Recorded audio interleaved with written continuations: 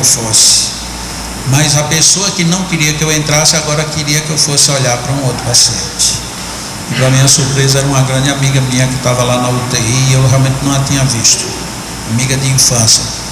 Mas essa mudança do próprio corpo do hospital mostra como a nossa presença ela é significativa. Agora a gente tem que ir para fazer, não pode ir para brincar. A gente vai e vai mesmo.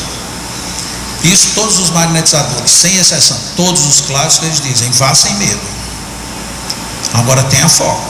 Não entre querendo observar muitas coisas, ouvir, não. Entre, você vai para fazer. Se é para fazer, é para ser feito. Isso é para ser feito, que seja bem feito.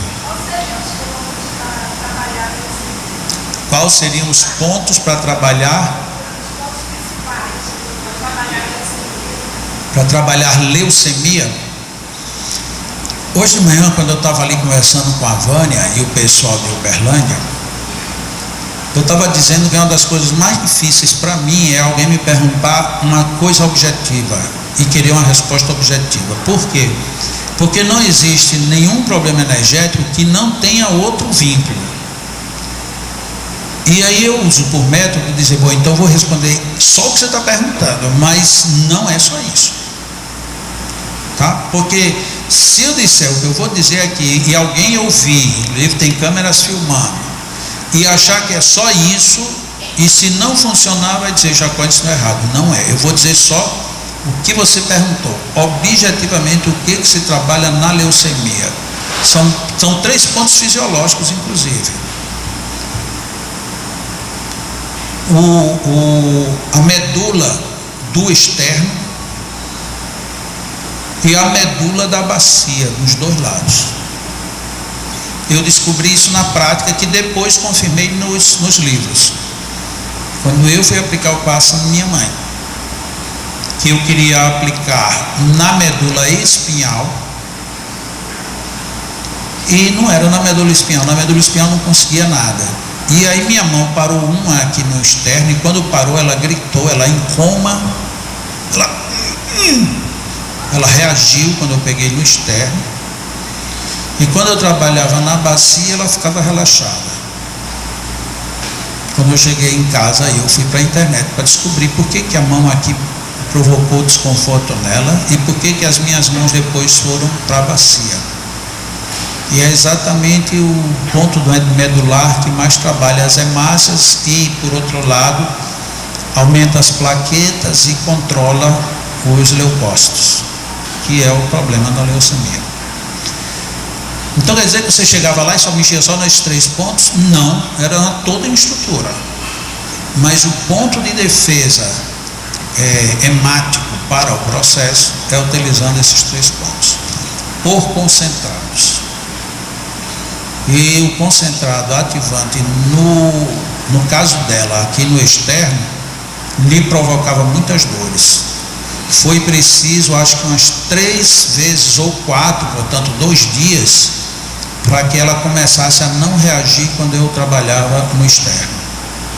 Então eu trabalhava muito na bacia e ia um pouquinho só no externo, até que ela começou fisiologicamente a aceitar. E lembrem-se, ela estava em coma, em princípio o corpo insensível. Então, quantas novidades a gente tem em magnetismo, quantas coisas a gente tem para desenvolver, para descobrir. Então, nesse caso da leucemia, há uma coincidência entre a fisiologia e a energética. Até porque você quer reforçar as defesas desse sistema. Defesa de sistema energético, isso implica no esplênico. Então, resposta objetiva eu lhe dei. Mas você já viu que o esplênico não pode ficar de fora, de jeito nenhum. E aí depois você, mas espera aí, mas se o esplênico descompensou, entendem por que às vezes é difícil dar uma resposta? Porque você me perguntou uma coisa, eu respondo a coisa que você quer, mas tem um sistema, e o sistema é muito vasto. De repente no sistema você encontra mais alguma coisa.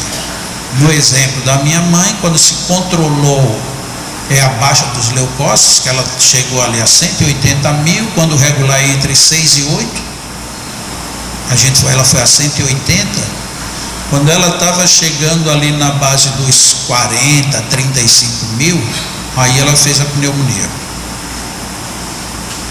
Então, num quadro crítico, você pega uma situação mais crítica ainda, né?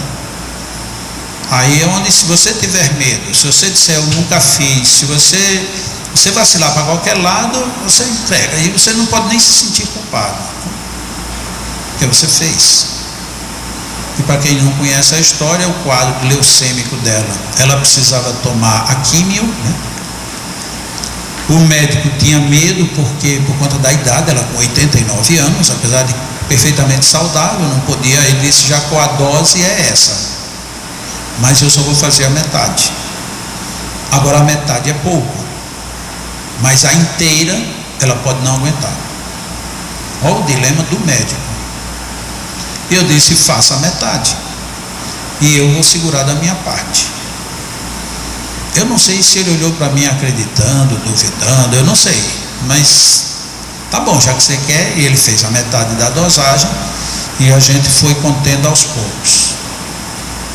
O leucócito da Dona Dagmar, o tempo em que ela ficou no hospital, quando teve a grande descida mesmo, desceu a 6.000 unidades. E ele disse, olha, Jacó, segunda-feira a gente dá alta para a Dona Dagmar. Vai depender agora só da desintubação, né, da destubação. Se ela reagir bem, ela passa 2 dias no apartamento e aí já, ou seja, ela já tinha passado absolutamente por tudo. E no dia que ele me disse que daria alta a ela, que provavelmente no dia seguinte iria destubá-la para ela ir para o apartamento, aí os leucócitos começaram a crescer violentamente. Aí cresceu para 12.000, com mais 2 horas estava em 20.000, aí foi para 40.000, foi para 80.000, foi para 160.000, e aí os rins pararam. Aí parou o rim, aí para o resto. E aí no dia que ela iria ser destubada para ir para o quarto, ela desencarnou. É consciente da sua moça de resposta, porque tem como obrigado. A energia podia ter uma contrapartida. Como é que é a energia? A energia. Se a anemia poderia ser uma contrapartida? Tem um contrapartida. Ah, deve ter. Não deve ter um, não, deve ter vários. Um deles está vinculado diretamente no popular perda de ferro no sangue. Grandes sangramentos, e às vezes eu estava até conversando com a Wendy esses dias lá em casa, e a Wendy estava falando exatamente sobre as anemias, né? Que como é que é, Wendy, alguém que queima as hemácias, anemias hemolíticas. Isto é o que está dentro dos códigos médicos. Magneticamente caberia a quem pega esses quadros tentar descobrir por que isso foi disparado. Tem muitos problemas que hoje a gente tem a desculpa, está no DNA. Está no DNA. Sim, mas a gente mexe ou não mexe no DNA? Por enquanto virou um mistério. Ora, se a gente não está conseguindo mexer nem num tumor, quanto mais num DNA.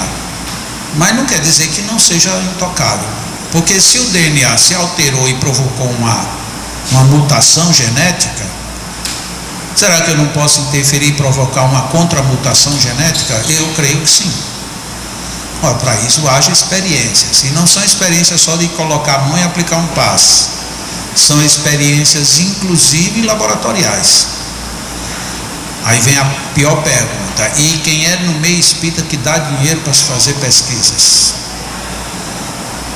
Esse é um grave problema. Ou um dia a gente vai ter pessoas da área médica, da área farmacológica, da área química, que tenha laboratórios e abra espaço para isso, ou a gente vai ficar capengando ainda muito tempo, porque precisa de investimento. Imagina, como é que eu vou detectar uma anemia como a que a Wendy coloca? De onde veio isso? Sim, por que disparou isso? Qual foi a causa? Onde é que está a gênese? O que eu posso fazer para mudar? Hoje a gente fala em transplantes de medula para muita coisa, mas ainda é meio mágico aquilo.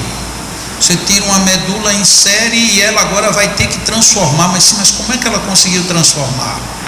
De onde foi que ela trouxe essa informação para transformar? E se ela trouxe e veio de fora, mas precisou injetar, por que eu não faço essa transformação sem precisar de injeção?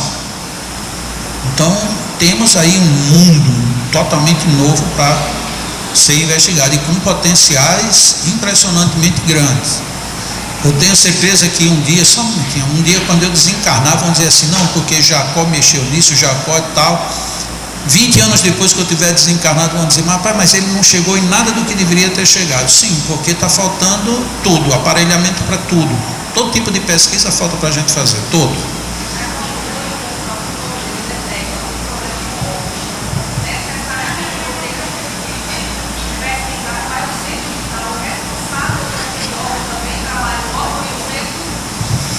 Se eu entendi, você disse que se você encontra um ponto e se necessariamente tem que encontrar qual é o centro correspondente ao ponto do foco. Necessariamente não, mas algumas vezes você precisa para poder dar um reforço. Se você descobre que o foco ele está com um centro descompensado, você vai ter que recompensar o centro também, porque senão a descompensação do centro não recompensa o foco. Mas muitas vezes a gente também que só aprende via centro de força, acha que ajustando os centros de força, ajustou os focos. Não, porque muitas vezes, eu vou dizer aqui uma coisa que não sei como é que diria numa linguagem mais técnica, vou dizer numa linguagem bem popular. Na hora que esses focos se somatizam, eles podem ser ditos que se individualizaram. E na hora que ele se individualizou, aí já não é pelo centro que você trata. Você harmoniza o centro, mas aquilo ali é como se fosse um indivíduo que está ali. Bom, eu não estou nem aí porque você está querendo mexer. Aqui eu já fui. Então, daí o grande passo do magnetismo do futuro vai ser encontrar os focos e a matriz e trabalhar os dois. Nem sempre a matriz vai estar num centro de força responsável, pode vir de outro canto. Por isso é que aquele caso que eu disse hoje de manhã, está lá o tireoide, timo, pâncreas, suprarrenais. Você veja que é um sistema endócrino perfeito. Você às vezes até detecta. Aí depois quando você vira, está lá o humeral também. Então de onde está vindo? É do humeral que está partindo, é deles que está levando para o humeral. Então você veja que você tem muita coisa para investigar. Para isso precisa ter treino de tato magnético, tem que se exercitar, tem que deixar um pouco a espera da intuição. Deixe um pouco a intuição de lado e desenvolva você sensibilidade. Porque se você for só para a intuição, você não vai ter tato nunca. Você vai estar sempre esperando que alguém sopre no seu ouvido. Você tem que ter tato magnético. Vai errar? Vai dar erros. Mas também daqui a pouco você começa a colecionar acertos produtivos. Eu conversei tanto que nem deu tempo para a gente ir para as cadeiras. Então a gente vai para o intervalo agora. E logo depois vamos ir para as cadeiras, direto para as cadeiras, ok?